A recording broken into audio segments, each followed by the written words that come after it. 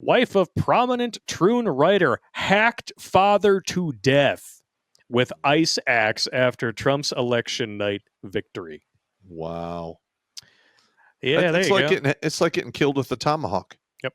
Space rocket program manager butchered her father with an ice axe on election night after a breakdown following President-elect Donald Trump's victory, and was found smiling and clapping, covered in her loved one's blood, cops said. So I'm supposed to believe that this is not a mental illness. When somebody can hack their father to death and then be seen laughing, smiling, and clapping, covered in literally 50% of their DNA's blood. Yeah. All because the person that they were told is the more retarded version of Schittler is going to be the next president for the second time. Are we even sure that that's actually a woman? Oh, it's not. I'm sure. I'm pretty sure. Yeah, this is the wife of the prominent Troon writer. So this person is a carpet muncher, married to the Troon writer. So this is an actual woman. Two trannies, right? Yes. Well, we don't listen. It's so confusing. This is the lumpy liver licker right here. Yeah. Who did the murdering? Yeah. But literally, I mean, it's literally rubbing off because she's married to Poo Poo and Patty. Yeah, but I think this one might also be a tranny. From what I understand, she is not. Oh, I know, but from what I understand, she is not. Yeah. All right. I mean, this is such a mental illness. Again, it's straight with extra steps. This is a lesbian who is married to a trans woman, otherwise known as a man, a biological male. It could be two faggots that both chopped off their dicks because they like the extra laborious step. I've looked into this. A strap on to fuck each other in the ass. I've looked into this. This person is allegedly biologically female. It's their wife who's the Troon. All right. Now, because I was curious. I'm like, okay, is this straight with extra steps or is it something else? Turns out it's straight with extra steps. But here's the thing. These people are obviously mentally ill and they're not getting the help that they need. Yeah, see, this right here, this is obviously the Troon. When you look at the jaw shaving and everything here, like this person is fat so they can cover up the madam's apple. But that's the thing. Is this a mental illness? Yeah, absolutely. That has been basically ignored for quite some time. Yep. And the people who run the nut houses, or the people in the nut houses, are now running the nut houses and changing the regulations in the book, saying, no, it's not a mental illness anymore. If you believe you are something that you are not, that is a delusion. Yes, it is. And that is a huge mental illness. And I would like to see these people get the help that they need. So would I. This is not helping. No, it's not helping at all. It's making things so much worse. And when you're demonizing the white like race in general, all at the same time, you're deliberately pushing these. You don't want to be part of the oppressor class, do you? That's what they make these people hate themselves for being white, and then they give them a selection of positive identities so that they can join the oppression Olympics. They can get off the hook of the shame. Yes. Because it's just like the accountability diagram. You've got it right there, the Venn diagram right there. Stand by. See? Women and accountability. That's a Venn diagram that will never overlap. Correct. There should be another circle in here, right here for men who touches both. Because men like to touch women, and men usually have most of the accountability. We could just draw a nice big cock between the two. Yeah, that would do it too. With the with a big ball sack. God. Pete Meyer says, sad but no great loss. Well, I mean, in this case it is. He was referring to the last one. But now, listen. This is just bad. Well, first of all, we've had our compassion weaponized against us. Yeah. Because we are where we are because 1/3 of 1% of the gross population of this country was dealing with this mental illness. And they're like, well, we need to help them and do all this other stuff. And then we're going to pretend that they are what they're not. And literally the compassion has been weaponized against the other 99.6% of the population. What they've done is huge oligarchic corporations, the corporations that actually control our government, they have figured out a way to make their profits a moral issue for people who are easily manipulated by propaganda and emotions. Well, they're running out of, because we're not having kids, they can't push all of the stupid vaccines. Yep. So, yeah, they got to make money somewhere else. Yep. Oh, yeah. Let's just cripple everybody's legacy, and then if you refuse to go along with it, you can call that a genocide, right? Yeah. Everything's a genocide, but an actual genocide. Abortions, meh, that's health care. Those are your reproductive rights. You know how many times I've been told, you're killing them? No, they're killing themselves. I'm not killing anyone. I'm literally telling you the truth. Yeah. Telling you reality. And if hearing the truth makes you upset, you're living a lie. And yeah, someone in the area where you're speaking is living a lie. Damn fecal freaks. Oh. That never gets old, Sarge. Thank you for that one. Okay. So the troon in question here, this one up here, apparently authored a book called Real Queer America, LGBT Stories from Red States, and I'm sure they're all 100% true.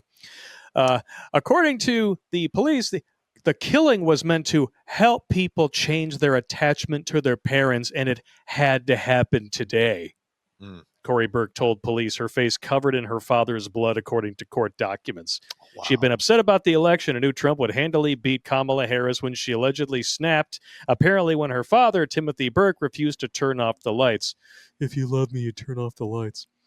Then she went upstairs, grabbed an ice pickaxe, tripped her father, choked him, bit him on the floor, and struck him repeatedly with the blunt and sharp ends of the tool. Wow. Burke sat down next to her father, watched him die, then smashed all the windows in the house in what she described as an act of liberation. When cops arrived, they found Burke clapping because she was so happy. And I'm sure she's going to get let off because she's going to play the crazy card. Now, to anybody out there in the legacy media who may happen to hate watch this show, you did this. Mm-hmm. You did. You spread vociferous bullshit. You said just because you were told to by the same people who want to essentially, as soon as the time is right, they're going to cut you loose and you're going to be the first ones in the guillotine. Yeah. You're stupid.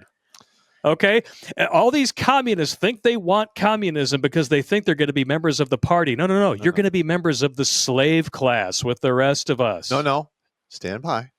The useful idiots wind up in mass graves. Yes.